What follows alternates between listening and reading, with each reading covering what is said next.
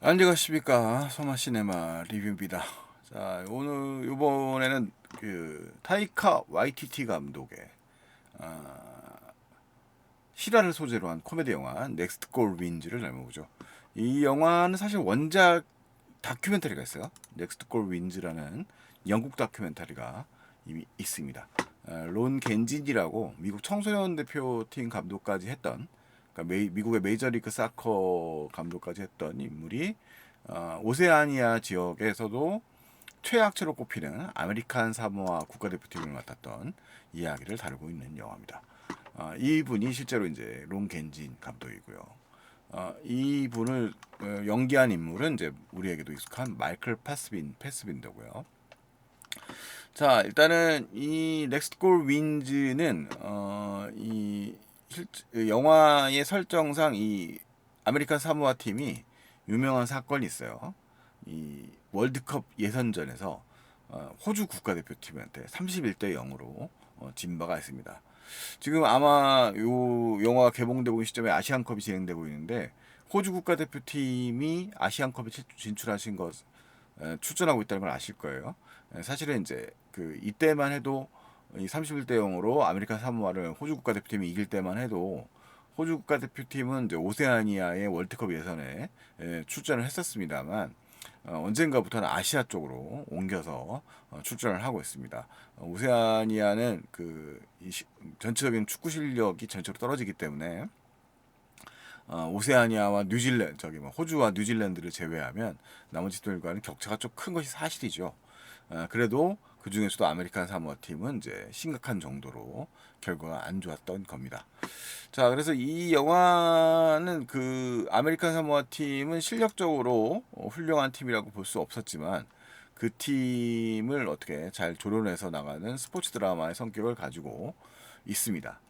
자, 그런데 대충 이 아까 얘기했던 다큐멘터리가 원작이 있습니다만 이 영화를 풀어나가는 타이키 와이티티 감독은 최근 들어서 토르 러브 앤 썬더에서 별로 좋은 평가를 받지 못했죠. 비슷한 문제를 사실 이 영화에서도 겪고 있어요. 넥스트 골 윈즈는 휴먼 드라마입니다. 주인공인 론겐이라고 하는 감독, 토마스 론겐이라는 인물은 사실 트라우마를 겪고 있고 알코올 중독 등에 시달리고 있는 인간적 문제를 겪고 있는 인물이에요. 그래서 기본적 큰 플롯은 이 백인 아메리칸이고 슬럼프를 겪고 있는 론겐이 이 아메리칸 사모아의 감독을 하면서 인간적으로 성장을 하게 된다. 그러니까 팀도 자신도 성장하게 되는 이야기를 다루고 있습니다. 그래서 전형적인 스포츠 드라마의 요소들하고는 조금 차이가 있죠. 그래서 이 영화에서 차별성을 두고 있는 건 은근히 타이키 와이타타가 그 YTT가 영화적으로 플롯을 설명해 주는데 두 개의 영화를 제가 봤을 때 인용을 크게 하고 있어요. 물론 원작인 다큐멘터리인 같은 동명의 넥스트 골 윈즈도 당연히 인용을 하겠습니다만 이 영화에서 지금 오마주를 맞추고 있는 가라데 키드, 우리 국내 개봉명으로는 베스트 키드라고 하는, 그러니까 미국에서 80년대의 청춘 스포츠 영화를 상징하는 그런 영화죠. 그 영화의 한 장면을 그대로 지금 마이클 패스벤더가 흉내낸 장면이 등장을 하고요. 그 다음에 이 영화의 마지막 경기 장면에 보면 이 스승 이름이 이 가라데 키드 베스트 키드의 스승 이름이 미야기거든요. 그러니까 미야기라는 인물은 이제 그, 사실 그 가라데 키드의 그 랄프 마치오를 그게 성장시키는 스승, 현명한 스승으로서의 모습을 가지고 있는데 그런 스승의 모습을 기대하면서 이 마이클 패스빈더도 경기 장면에서 그런 그 티셔츠를 입고 있는 장면이 등장합니다. 이 화를 내는 장면을 보면 미학이라고 쓰여 있는 장면이 보이는데 이 하늘색 스텝 티셔츠를 똑같이 입고 있어요. 그래서 그런 상징을 하고 있습니다. 근데 이 얘기는 뭐냐면 그 가라데 키드가 가지고 있는 그 미학이라고 하는 그 훌륭한 성숙한 어른으로서의 스승의 모습을 이 론겐이라고 하는 인물은 가지고 있지 못하다는 얘기입니다. 그래서 이것은 그가 그렇게 가야 될 일종의 스승의 상의 모습을 제시하고 있다고 하면서 동시에 가라데 키드와는 사뭇 다른 영화가 될 것이라는 이야기이기도 합니다. 그 다음에 이제 이 영화가 또 인용하고 있는 거는 애니 기븐 선데이라는 영화가 영화 속에서 영화 속 장면으로 잠깐 등장을 하고 이 론겐이 연설 장면에서 그 애니 기븐 선데이 그 감독인 알파치노가 연기하는 그 장면 굉장히 유명하거든요. 그 장면을 흉내내서 얘기해서 거기 이제 배우들이 아니 그거는 애니 기븐 선데이 대사 아니냐고 이렇게 얘기하는 장면이 등장하기도 하는데 애니 기븐 선데이는 이제 프로 스포츠로서의 모습을 보여주는 그런 장면이거든요. 그래서 프로 스포츠의 속성을 잘 탐구한 영화라고 말할 수 있는 그 NFL을 소재로 하고 있는 영화죠. 네, 하지만 이 영화는 이 영화에서 애초에 처음부터 이 타이카 와이티티가 영화 속에 그 일종의 내레이션 앞에 첫 장면과 끝 장면에 등장을 해요. 그러니까 이게 사족 같은 느낌은 사실 저는 들었는데 영화를 안 보신 분들이 흥행 실패해가지고 안 보신 분들이 더 많겠지만 하여튼 영화의 첫 장면과 마지막 장면에 같이 등장을 합니다.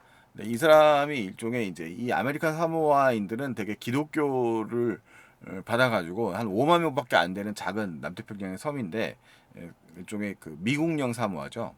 그 사모아가 독립된 사모아라고 있고요. 그다음 미국령 사모아가 있는데 여기는 미국령 사모아입니다. 기독교를 믿고 따르는 인물로 등장하고 일종의 목사 역할로 앞뒤에 등장하고 중간에 이제 그 집회 장면에 이제 한번 등장합니다.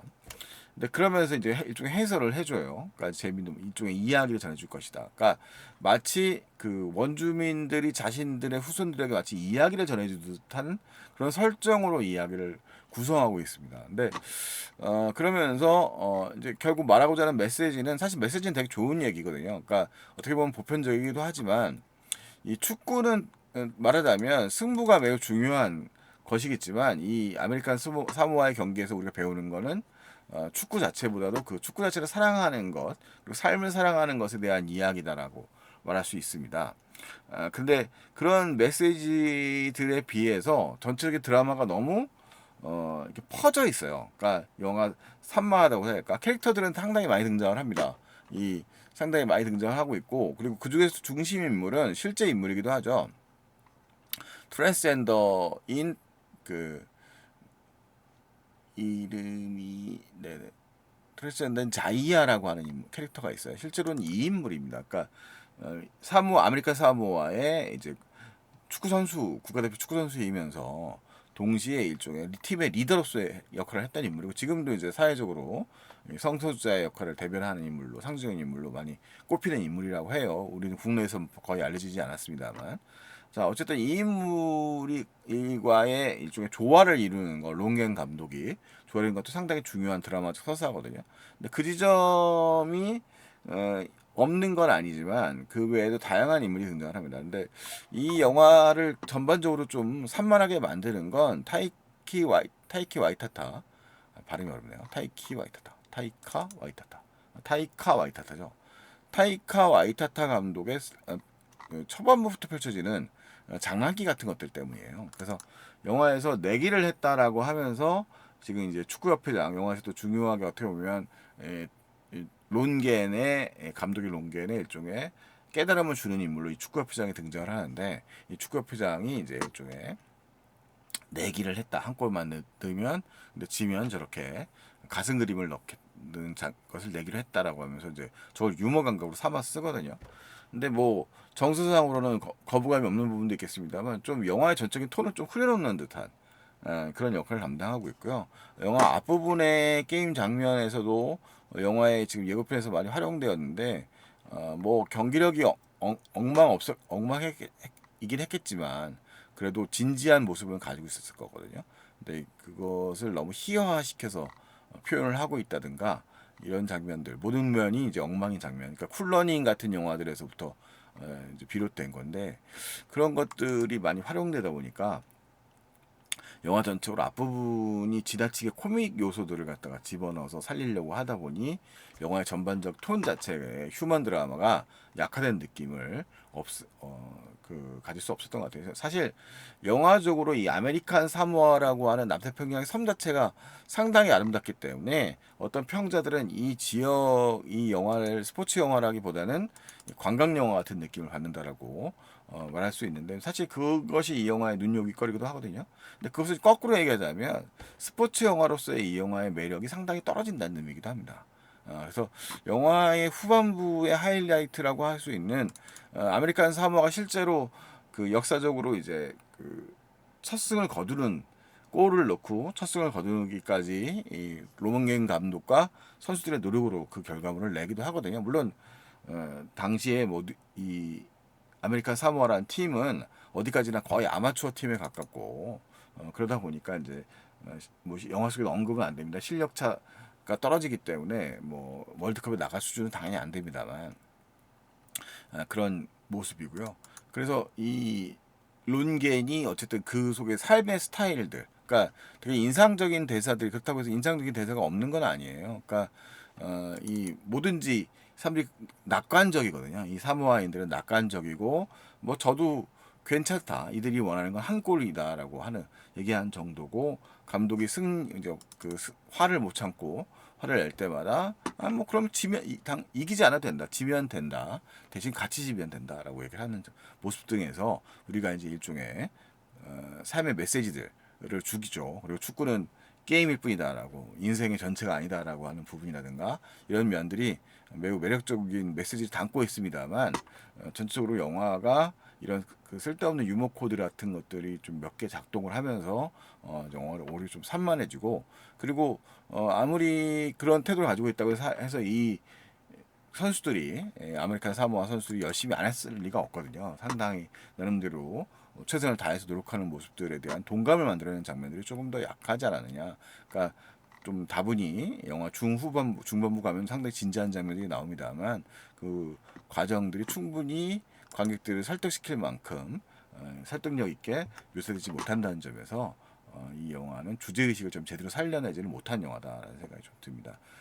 그래서 최근 들어서 이제 이 타이카 와이타타 감독의 전작인 또르 러브 앤 썬더에서도 그렇고, 좀 조조 레빗이라든가 약간 좀 그러니까 희극 속에 담겨져 있는 그런 비극적 요소들이 빛났던 영화가 조조 레빗이었거든요.